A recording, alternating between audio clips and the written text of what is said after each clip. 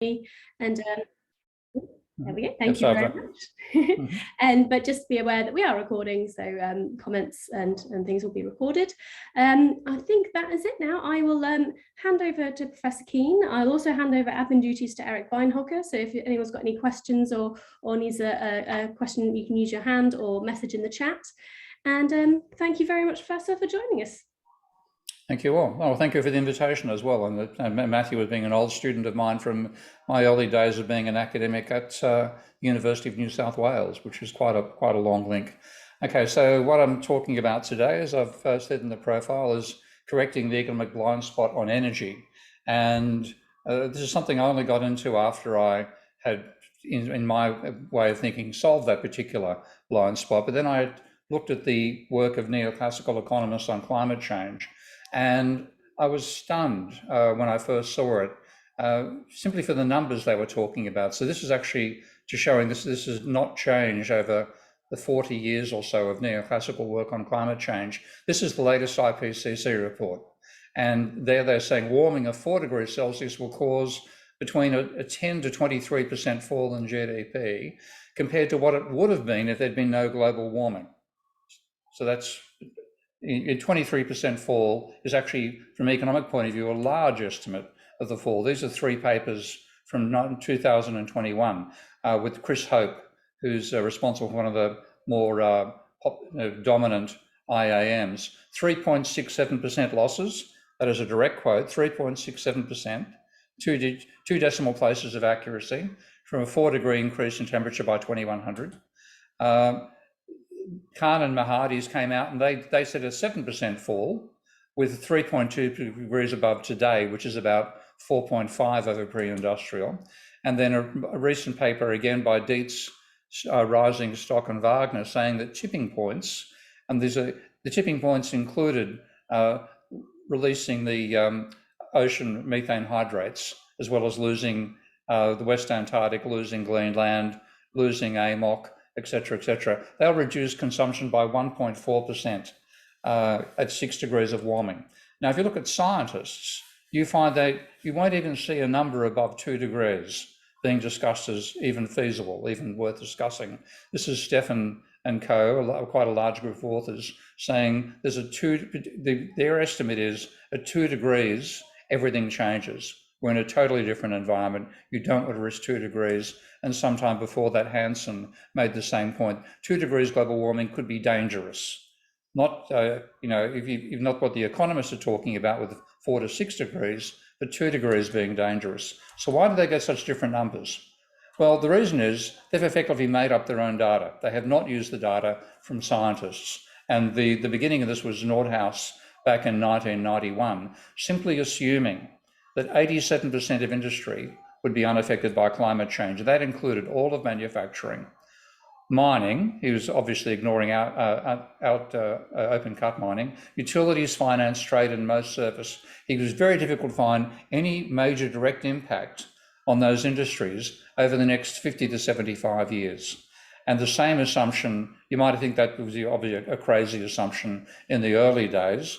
No, in 2014, the IPCC came out with the same thing as a frequently asked question. They said, other economic activities such as manufacturing and services take place in controlled environments and are not really exposed to climate change. In other words, a roof is all you need to protect yourself from climate change. Now, this is sheer ignorance, no other way to describe it. And one of the important points of ignorance is an obvious major direct impact is whether energy is going to be available. But they can't even answer the question, and I'm going to say they because I'm clearly not a neoclassical economist, and this is work of neoclassical economists. So to me, I'm the outsider to them. Energy is not an input in the standard Cobb-Douglas production function. So the usual story is technology times capital times labor in a constant returns to scale equation. So energy doesn't turn up at all, and the exponent alpha, and we're telling you, this is telling you all to suck eggs, of course. Most of you, I imagine, would know the Cobb-Douglas system backwards, but it's based on the income share of capital of roughly 30%. Now, when you do have energy incorporated, as Stiglitz and Solo did back in 1974, they'll whack on energy or resources as the third factor, and they will give that also an income shared base exponent. So just taking a recent paper, again in this neoclassical climate change tradition, the exponent for energy is set to 0.03, which is roughly the share of energy in GDP. And if you have that tiny exponent, you're going to predict a tiny impact from a fall in energy input. So if you have, for example, an 80% fall in available energy, with that exponent, the prediction is that there'll be a 5% fall in GDP. So 80% fall in energy, we substitute labour and capital, and output falls by a mere 5%. Now, my engagement in this literature came out of literally this just inspiration occurring to me one day. The whole idea of labour and capital producing anything without energy is crazy. Labour without energy is a corpse. Capital without energy is a sculpture. Now, what that means is energy is not an independent factor of production on the same scale as capital and labour, but it's an input to capital and labour without which they can do no work. So rather than having GDP being output of 3 factors of production, it's a factor of 2 where they both require energy as an input.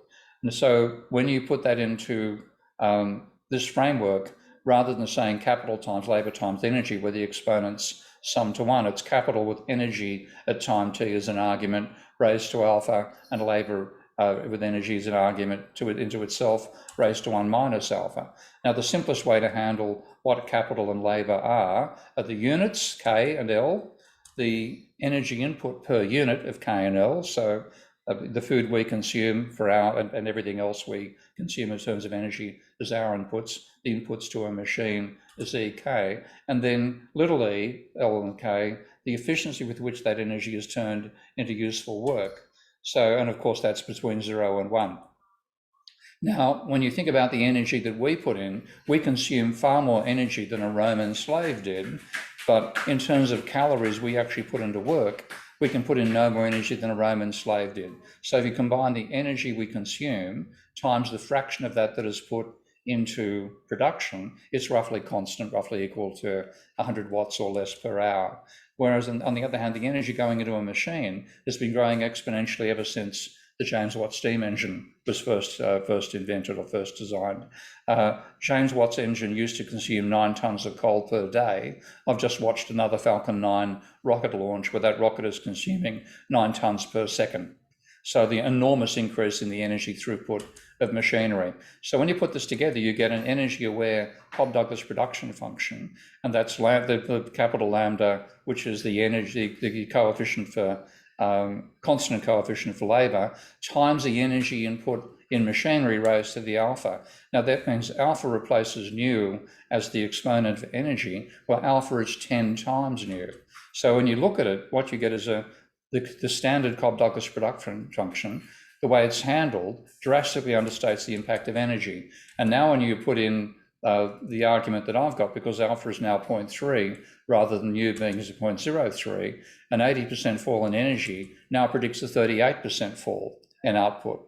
Now we're talking a significant number, but even that's not large enough. And there's an excellent paper by Mankiw from 1995, there's 2 papers in the series, 92 and 95, where he argues that if you want to fit the Cobb-Douglas production function to cross-country data, not in-country now, but comparing countries together, the only way it makes sense is if alpha is much, much larger. And he finally comes down and says, you can solve all the empirical problems he identifies with the standard Cobb-Douglas if you set alpha equal to 0.8.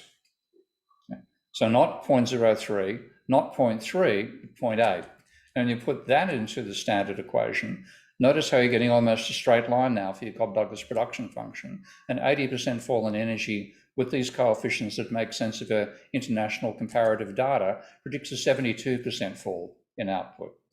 Now, let's bring Occam's razor in here. If you have an 80% fall in energy and 72% fall in output, it's almost a straight line. It's almost the Leontief expression. What's the point of Cobb-Douglas, which is much more complicated? When Leontief fits the data almost as well, in fact, fits it better, as I'll show you in a moment. Now, Leontief is normally shown in terms of a minimum capital output or labour output ratio.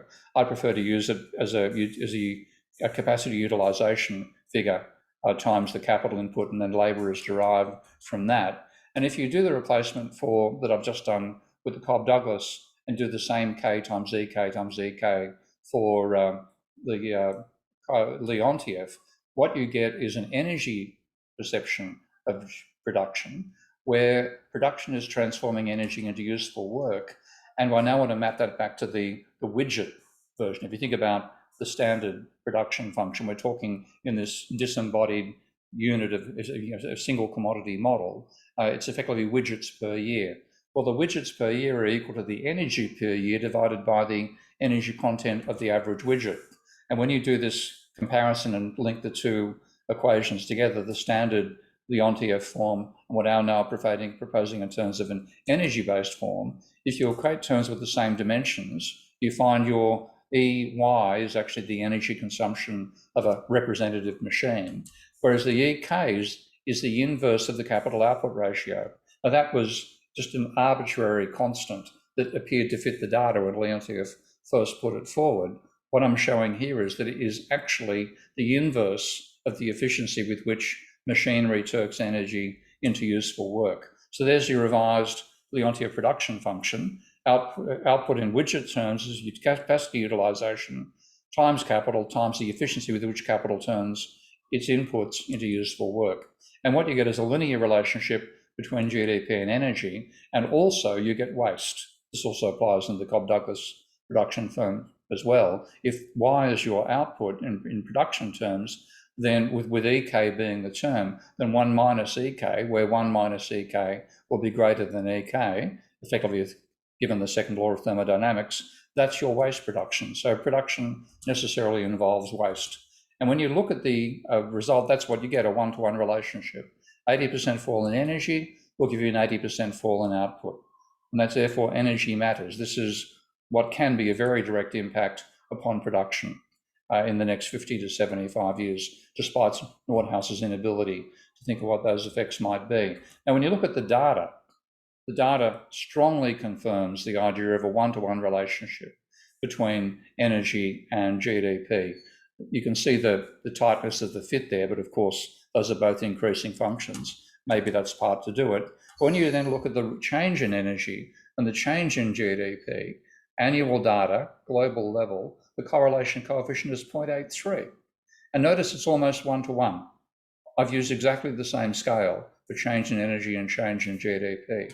So that supports the idea that GDP is effectively the transformation of energy into useful work, whether that work takes the form of energy or widgets. Now, why did I use an 80% decline figure? That's because if we are suddenly forced to stop producing fossil fuels by absolutely unarguable climate catastrophes, then we could have an 80% fall in GDP because less than 20% of our energy comes from renewable resources. So this is the data on renewable, non-carbon-based energy sources as a fraction of total energy. It was not even 14% in 2017. It might be 20% now if we're lucky, but that means 80% of our energy is coming from fossil fuels. So if we're forced to stop using them, that's the sort of plunge we'll see in the output of those sectors. So that's why the neoclassical got it totally wrong.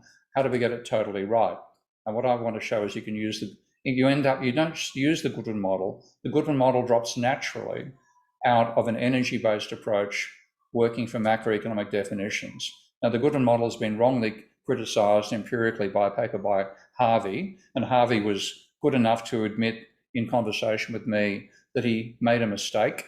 Literally, he had percentages and he should have had fractions. At one point in the paper that was published, I think back in 2000 and, I think it's in the 1990s, I think, no, on 2000, pardon me, where he said the model didn't fit the data. It does fit the data, and this has been done by Grasselli and Mashwari, showing that the Goodwin model is quite a reasonable fit to the averages of the data for the OECD. Now, Goodwin's model is hard to understand because Goodwin's derivation was both brilliant and obscure.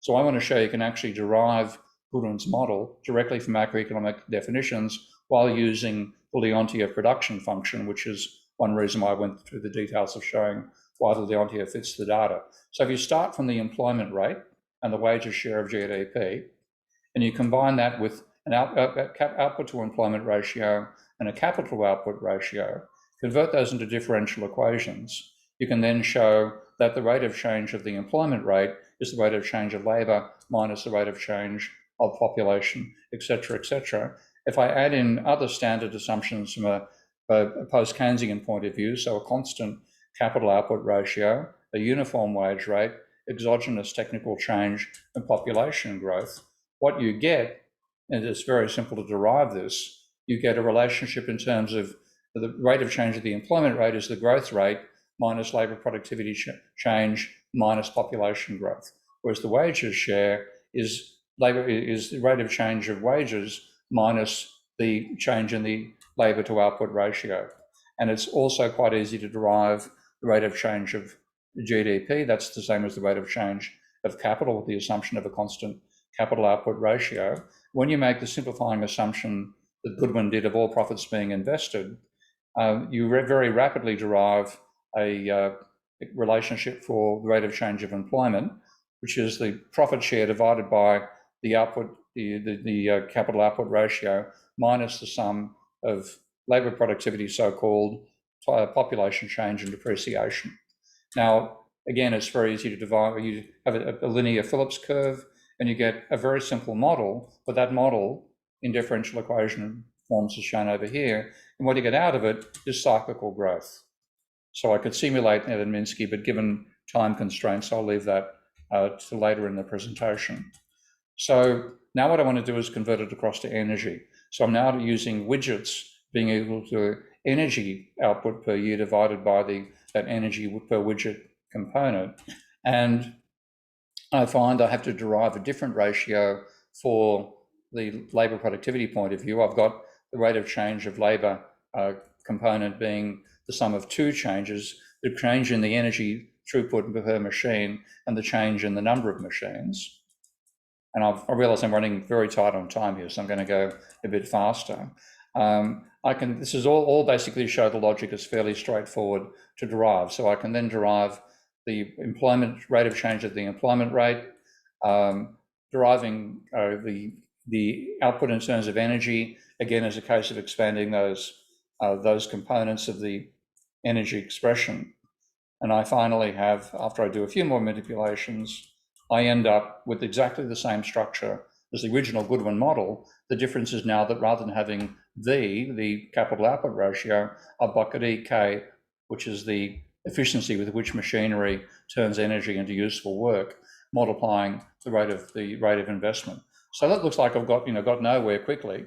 But what I want to show is that because I now have a tie-up with energy, I also have a tie-up with waste, and I have a tie-up with energy depletion.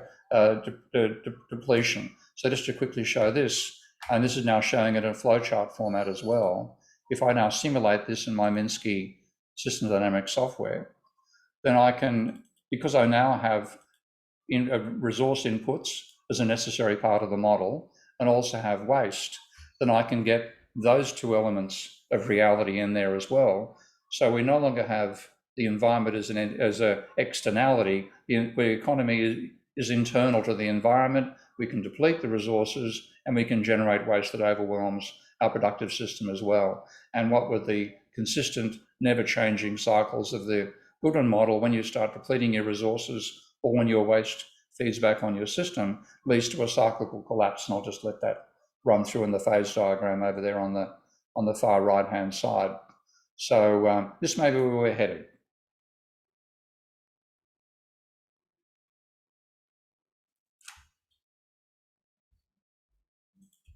So let's just go back to, pardon me, I've got to go back to my presentation. Okay. Now that's just the warm-up, because of course we don't just have energy in input, we have energy in matter. So what I had to do was work out a way of modeling a single commodity world where there are multiple resource inputs and where energy is vital. And you can't use corn in this situation because corn is not really manufactured, it makes itself. So the first person to attempt to build a model, a dynamic model with inputs of the labour and capital and other inputs producing output, was actually John Hicks in 1935, before he read Keynes. And that's where ISLM came from. I'll just leave that comment there, but this is why I'm making one little side point. The ISLM model is not a Keynesian model. It's a neoclassical general equilibrium model with a 3-market system. But what he was trying to do, which was a very worthy game, was to build a one commodity model of production, which was dynamic. So he started by assuming that there was a single homogeneous good that the communities involved in producing, which we shall call bread, which is an obvious choice to make. And he said bread is made by labour with capital, where labour is homogeneous and capital is not homogeneous. So we call the capital equipment. I mean, land, building, machinery, raw materials, half-finished goods, etc., etc. And we start with a certain amount of equipment. So where does the equipment come from? And a certain stock of finished bread. But the unsolved dilemma he never managed to solve was, how do you make equipment out of bread? Of course, you can't. And what he actually ended up saying, and this is a quote from the paper, obviously, it will either get bread which you produce today for the market the next market day, or in the production of bread for the more distant future, activity which a week after will have only resulted in the production of equipment. Now, how do you turn stale bread into machinery? Okay, so he effectively gave up and he gave us the ISLM model instead, which is an enormous tragedy in the history of economic thought. But I must admit, when I first attempted to do what I'm showing you here now, I really felt for Hicks. I've got a lot of respect for him over time. He became a post-Keynesian, as most of you are probably aware of in this seminar. But what he did was he started with a realistic consumer good, which is bread. But how do you make that into an investment good? Stale bread makes bread? It doesn't make sense.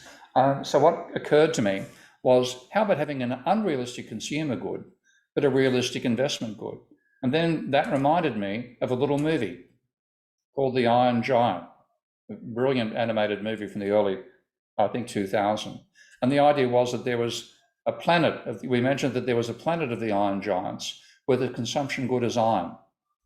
And the workers eat the iron, but you also, iron's the investment good, and you can turn it into, you've got energy and coal, iron ore and coal are necessary to produce it.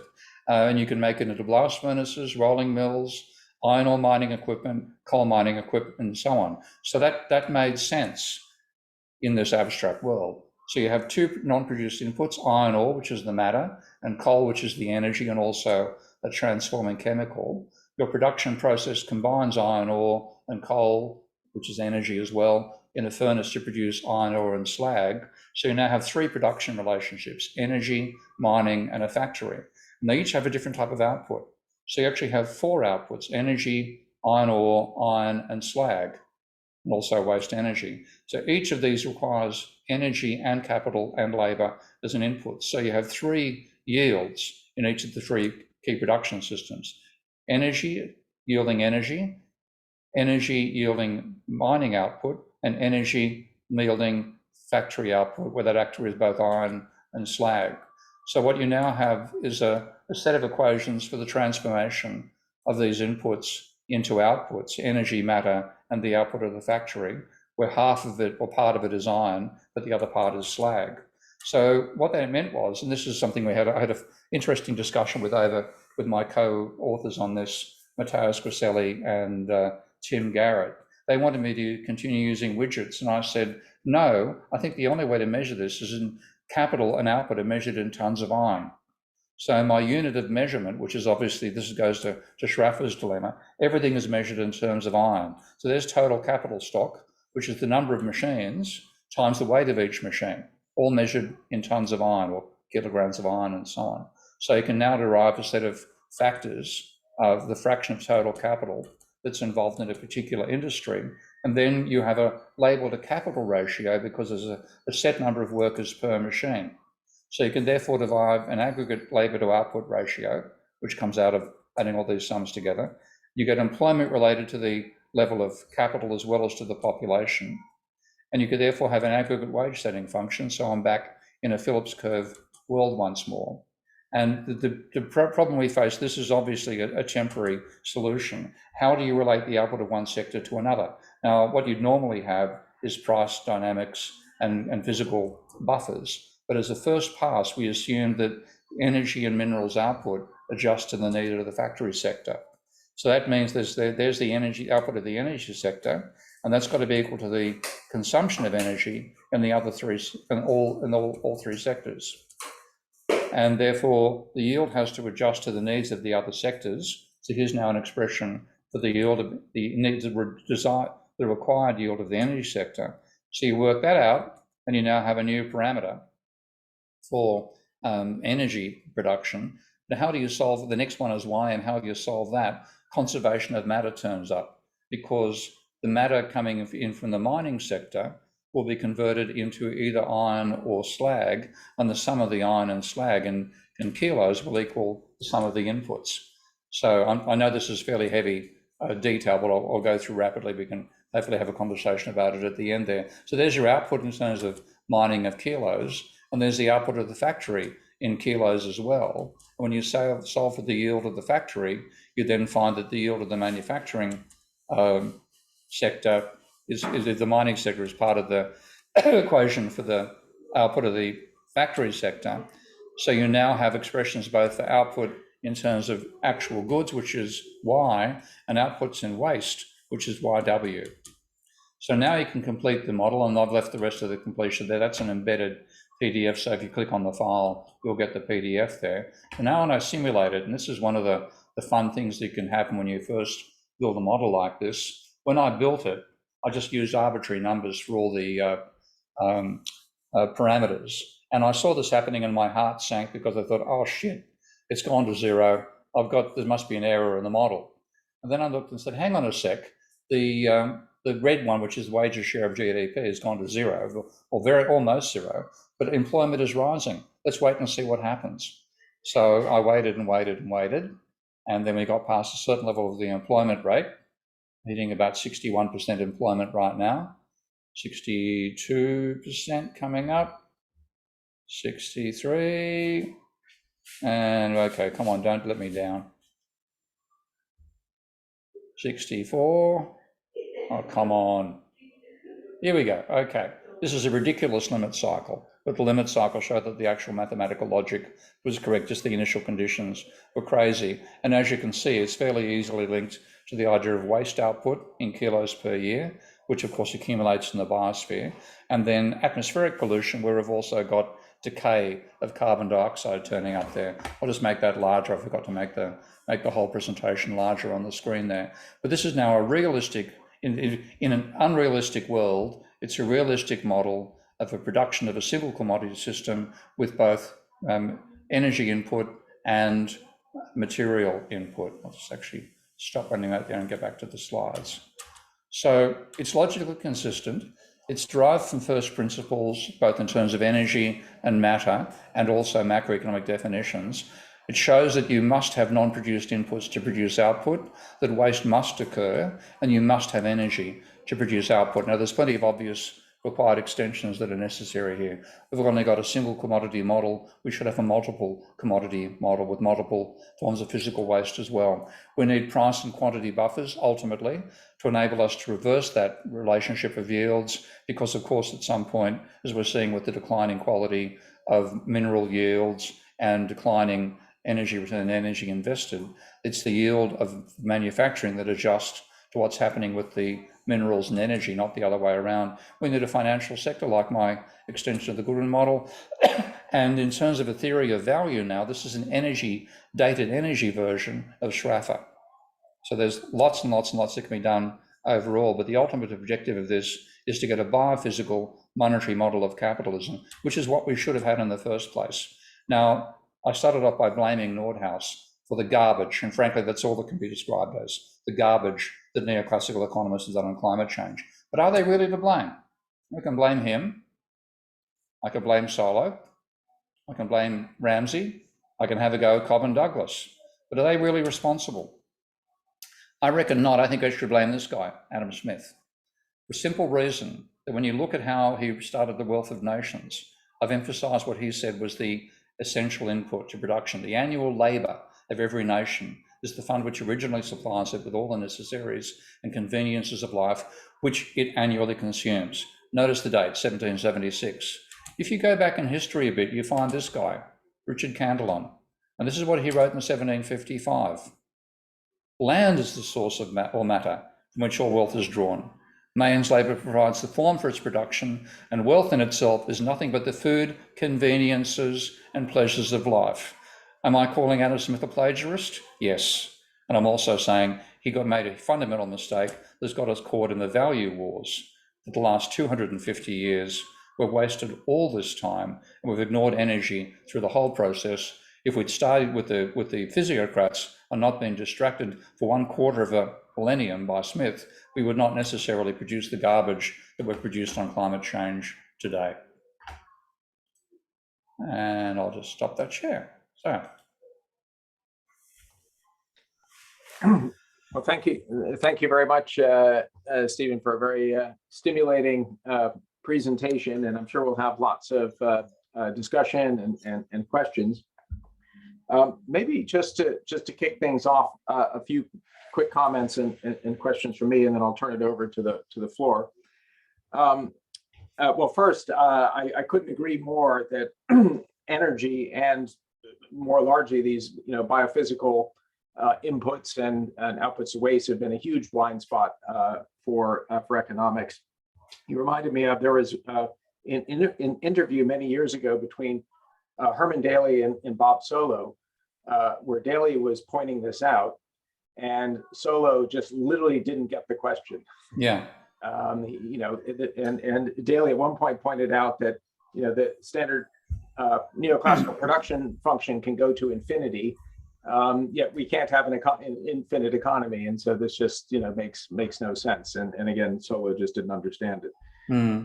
Now, a question for you. One thinker on this, who I'm surprised you didn't mention, is Nicholas Georgescu-Roegen. Oh yeah, who actually started life as a neoclassical economist. I think he was a student of Samuelson, if I remember correctly. Oh, that's correct. Yeah. And he wrote a brilliant book about all this, and helped kick off a lot of ecological economics. And in that book, again, if I recall, he had an interesting model, not a million miles from what you're talking about. He uses an input-output function. It's a stock flow model. Now, it's been years since I've looked at it, but and I know there's been some more modern work along those lines from Bob Ayers and some others. But wonder if your model connects to that stream of work out of ecological economics. Oh, it definitely does. I mean, for that actual, that line, labor without energy is a corpse, capital without energy is sculpture, literally occurred to me walking through Bob Ayers' flat in Paris. Okay. Do you ever visit Bob in Paris when he was living there? He's visited us here in Oxford. Pardon? Okay. Well, Bob's house is just full of sculptures. And quite literally, we were discussing how do we build a model where energy plays an essential role. And I didn't, his Linux model, for example, the Linux work he's done with, I forgot, with Kummel, it was very good, but it's still at some point it reduced the Cobb-Douglas production function to a 3-input system in ratios, okay? So the same odd dilemma was still there. So I wasn't happy with it. We were discussing this. I was staying there for a week or two at the time. I went to the bathroom and came back walking, and his house is full of sculptures, including, he's even got one of the original clocks, the nautical clocks that were used to enable the working out longitude for boats traveling away from the England, which was the reason England became the dominant maritime power. And literally the thought occurred to me, labor without energy is a corpse, capital without energy is a sculpture, looking at one of those sculptures. So I definitely connect with that literature, and Bob and I wrote that paper together in 2019 on the note on the role of energy in production. But in each of them, when I look at Georgescu-Roegen's work as well as Bob's, you still had this treatment of energy as the third factor, third input, and that's wrong. And it's so simple. You just make, when I sat down and did it in the spare bedroom in Bob's house, in 10 minutes, I had the result. And I went, is that all? It's just why has nobody else seen this? Never know. Also, it'd be interesting to look at some of the work by people doing work in ecological economics on social metabolism, where they've tried to empirically measure some of these relationships, energy flows through economies over long periods of time and so on. It'd be interesting to look at that data from the perspective of your model. Now let's. I might drive Kerry on that. I'm going to get Kerry to answer that question rather than me, because he's done far more of that work than I have. Yeah. I already see some hands up. I'll go to you, Nigel, and then anyone else just can raise your hand. Yeah, hi. So I have a couple of things I wanted to ask about. I mean, one was you've already just sort of answered a little bit. I was wondering how aware you were of work by Ayres and so on. Obviously, I didn't realize you published with it. But I don't know if you know, there's been work by non-economists that is very much down the same line, where and this is sort of physicists and engineers and so on, who are taking a very non-economics view of the economy and basically regarding it as a biophysical system for production and consumption. And I don't know if, I'm not sure if it would be, I think it might be sort of interesting work for you to just be aware of, because it might provide a nuance on what you're doing that could be helpful. So I can send you some links for some of that. I mean, that'd be appreciated. I mean, one of the people is probably Tim Garrett, I imagine. No, the people I've worked with are Simon Roberts and Jane Slessor and Jane King and Malcolm Slessor up in Edinburgh, who were doing this stuff back in the 80s. Okay. And they were using system dynamics models. And sort of productivity of labor and capital and various sort of production ratios to model economics. Yeah. Anyway, I'll send you links. I appreciate that. Yeah, I mean, there are certain people doing this now, and there's a whole tradition and a bunch of physicists trying to muscle in on economics quite aggressively, which I'm actually very pleased by. I'm trying to think of the name of one of the leading physicists. There's Tom, and I can't think of his last name. It's really frustrating me, a bit late at night. But Tom, who wrote the post, have you ever seen the post called "Finite Physicist Meets Exponential Economist"? No, but he's the author of that post. Yeah. And he's now called a group called Planetary Limits, which is a network of academics. Pardon? Tom Murphy. Tom Murphy. Thank you. So Tom Murphy has put that together, and that's physicists trying to come in and see what economists should have done, and also attacking what neoclassical economists have done.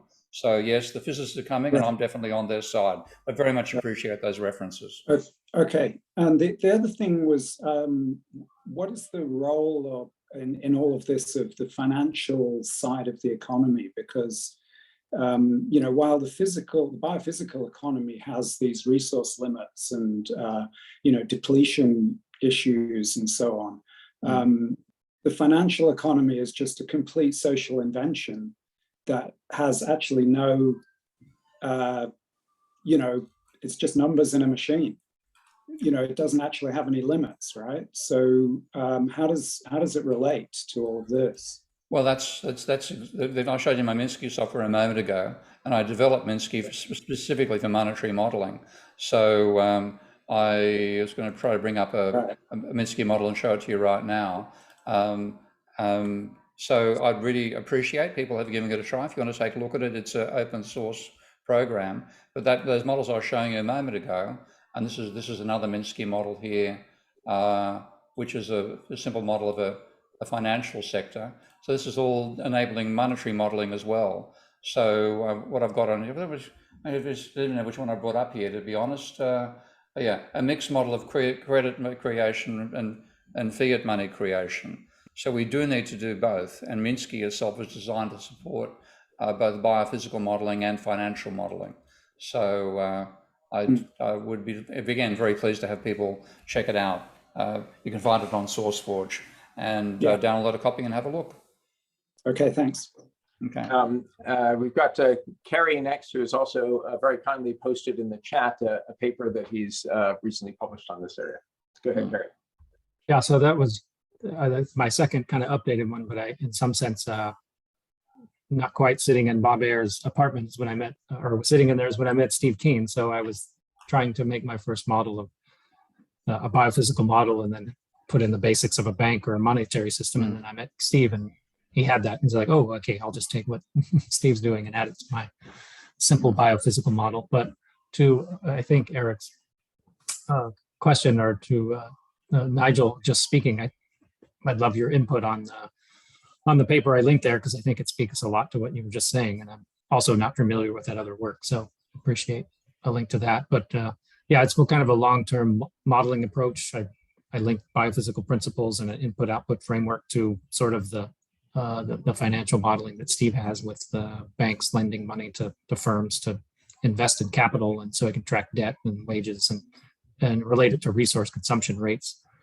And I think it has insights for, at least globally, when you look at the global data, the shift from kind of a constant energy intensity until the 1970s, and then afterwards declining energy intensity. And this kind of shift happens when resource consumption rates close to stagnating in total or per person.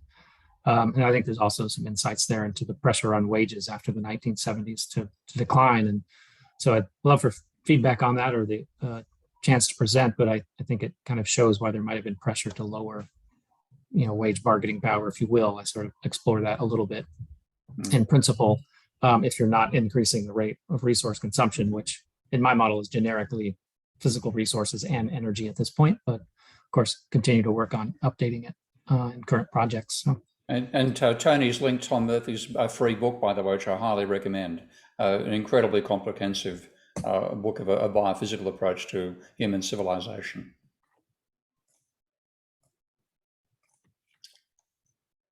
Okay, next, I think Other questions, comments? Matthew's got one, I think. Yeah, I feel kind of brave after seeing all those equations asking a question.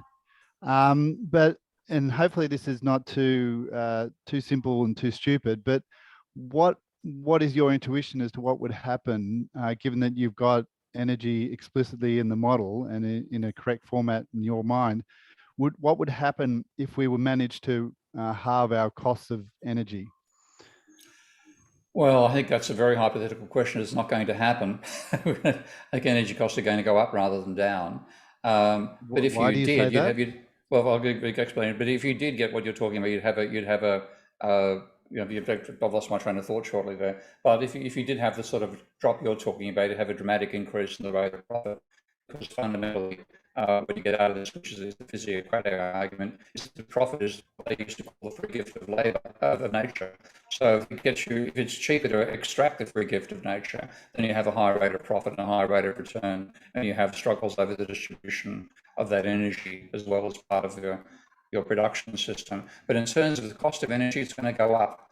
And several reasons for that. First of all, is what's called the energy return and energy invested, which is actually part of my model there. That in empirical world is declining, and declining quite rapidly. We used to get an energy return and energy invested back in the days of the early oil industry, where one unit of energy in got you over 100 units of energy out. Now we're talking about, if you're lucky in that industry, 1 unit in giving you 12 out. And there are strong arguments coming out of Charlie Hall's work, who's another person that should have mentioned earlier. Charlie Hall's work on energy return and energy investing. He's the person who invented that term. He said below 5 or 7 to 1, you can't maintain a civilized society. So we're now, we've gone from 100 to 1 to maybe 15 to 1, and at 5 to 1 or 7 to 1, we lose the capacity to hold together an advanced civilization. So that alone is the decline in fossil fuels. At the other end, there are all sorts of disputes over how you measure the energy return on energy invested for wind and solar and so on. But they are seen as starting below that level and coming up. I'm a bit skeptical about some of the negative stats I've seen on energy return and energy invested for solar and wind. I think it's higher than is implied. A lot of the low results come out of the idea of us recycling everything. We never recycle mines. Why should we talk about recycling solar cells and wind farms? But nonetheless, we do have a real crunch coming our way in terms of the energy needed to sustain an advanced civilization. And then there's excellent work by actually an Australian ex-mining engineer called Simon Michaux, M-I-C-H-A-U-X. I'll put his name in the chat down here. And Simon has done a very detailed study of the availability of the minerals we need to have a non-fossil fuel-based industry. And he says only about 10% effectively of the minerals we need actually exist. So we're facing an energy crunch.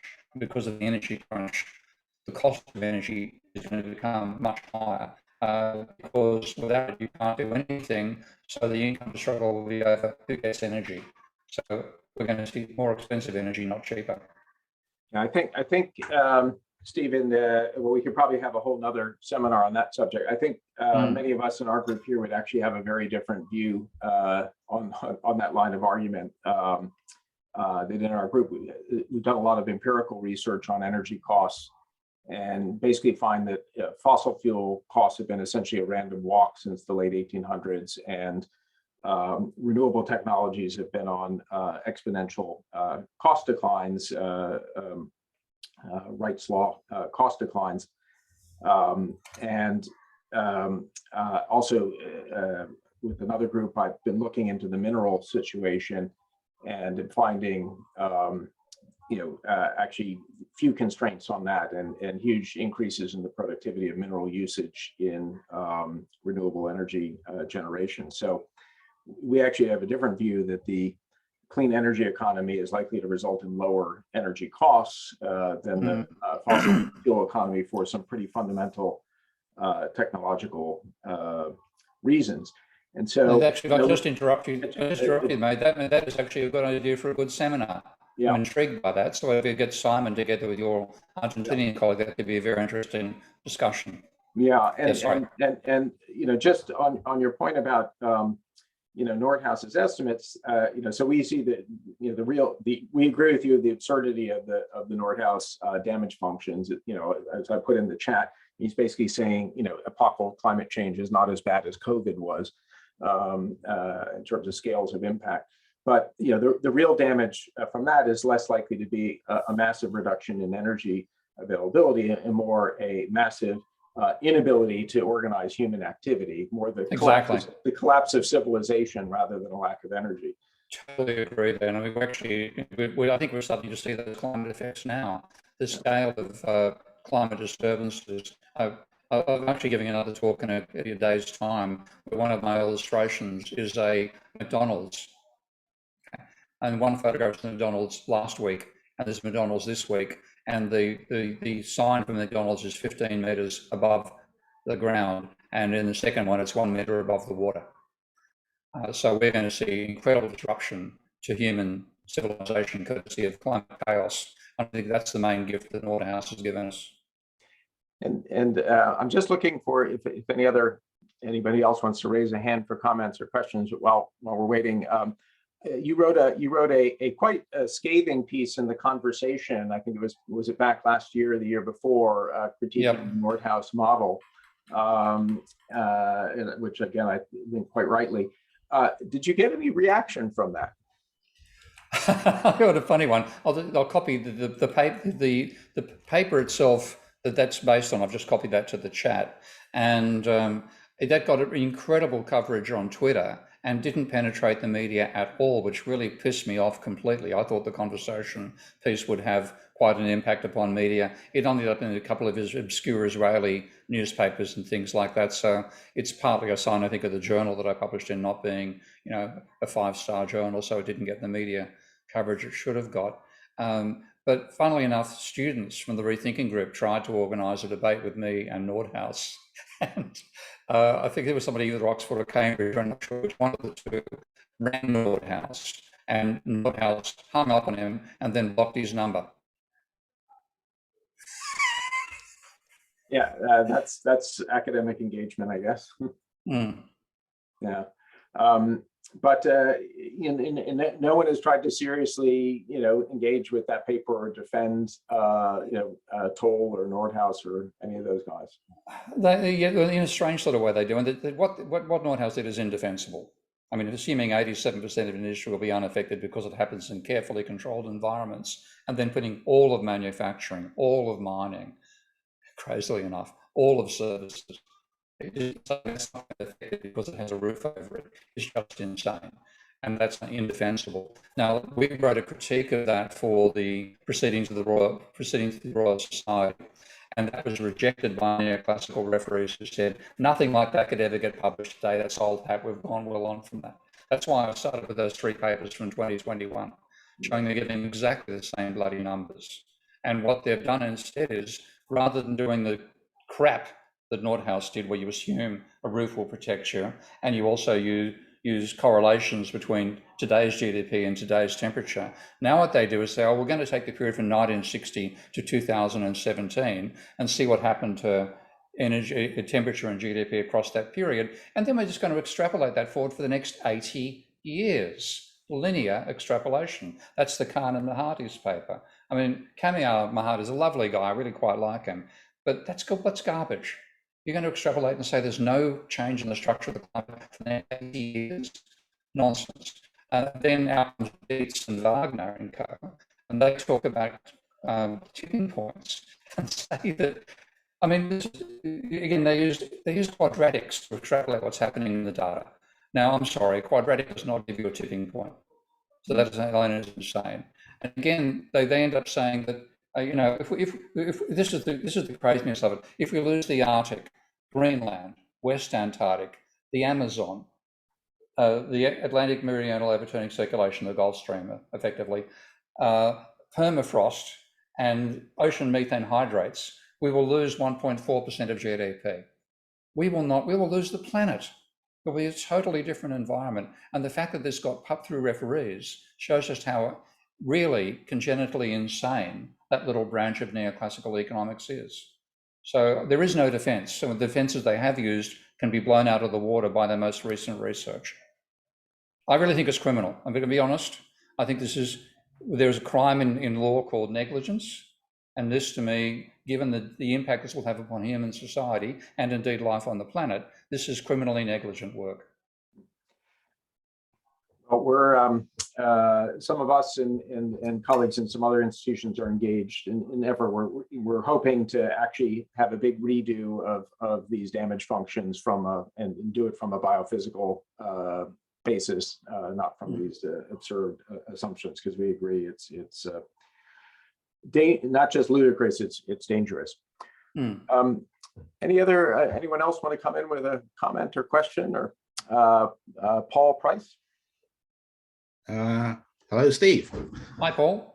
How are you doing? Great to see you. Great to listen to you. And just coming, I work on climate research in climate science and policy, and I have to say, this has been coming for a long time, but it's really taken economists with your understanding of economics, if you like, and getting to grips with the way that economists approach things to face up to what's happened. Yeah.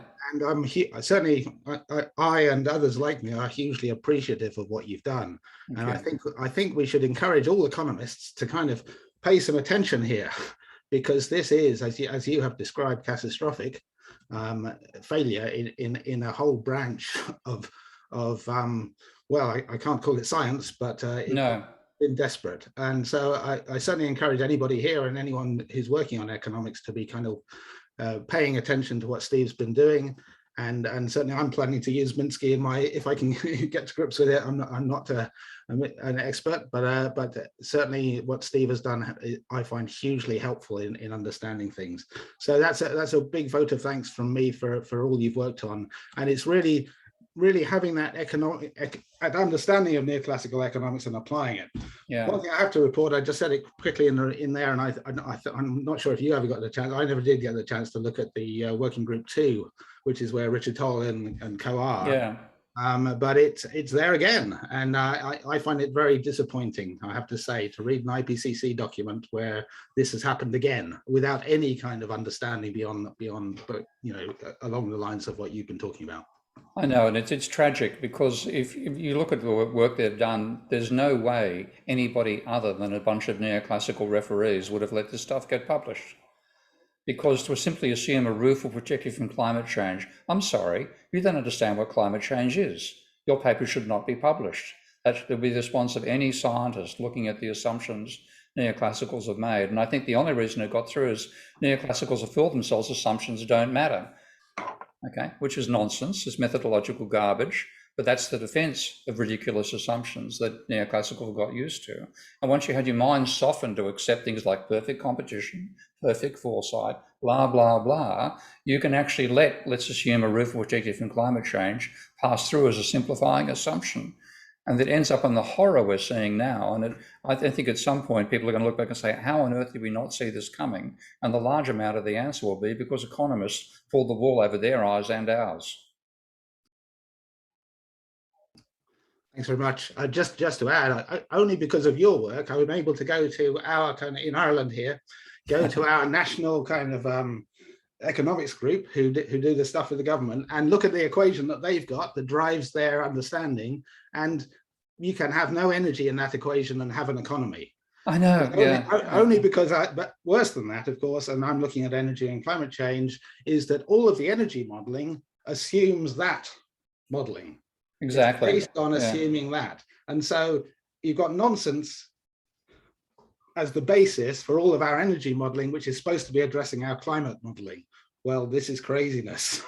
It is, so we need to unfortunately. turn things around somehow. I don't know how that happens, but well, the trouble, I mean, I wish I'd seen this stuff 20 years ago, because I think I would have been just as outraged 20 years ago as I was when I first read it in 2018. Or but no, this stuff passed through. I mean, there've been plenty of people who criticize it before. I'm certainly not the first person to criticize neoclassical climate change work. But if you read Pindick and De Canio, and I've forgotten one of the other people who've been involved as well, they didn't have a look at they didn't attack the assumptions. Paper. They attacked the shape of the damage function, the fact that your quadratic was being used, the extrapolations and so on, but they didn't actually look at the assumptions.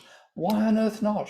That's what just, I'm speechless that I'm the first person to actually publicize how insanely bad those physical assumptions are and how much the work depends upon those assumptions as being correct when they're manifestly false. Yeah, thanks very much. It's a house of cards. It is. We're living in it, unfortunately. It is indeed. Well, we're at the end of our time, and I think just to sum up, the laws of economics do not trump the laws of physics. Following what Steve has done, it's vital that we learn how to model the economy as embedded in this larger biophysical system, and that's the only way we'll be able to understand these critical issues. So thank you, Steve, for giving us that very stimulating seminar. We'll look forward to more work to come on this. And this is an ongoing theme for the INET Center. So very much looking forward to continuing to engage with everyone on these issues. So let me just give a round of applause to Steve virtually. Thank you. And I do look forward to staying back for that. Let's have a seminar with Simon and your Argentinian colleague. That would be a great little follow-up to this. Let's get biophysical, as they used to say in the let's get biophysical. Excellent. I love that. Okay. Okay. Thanks very much, everyone. Bye, everybody.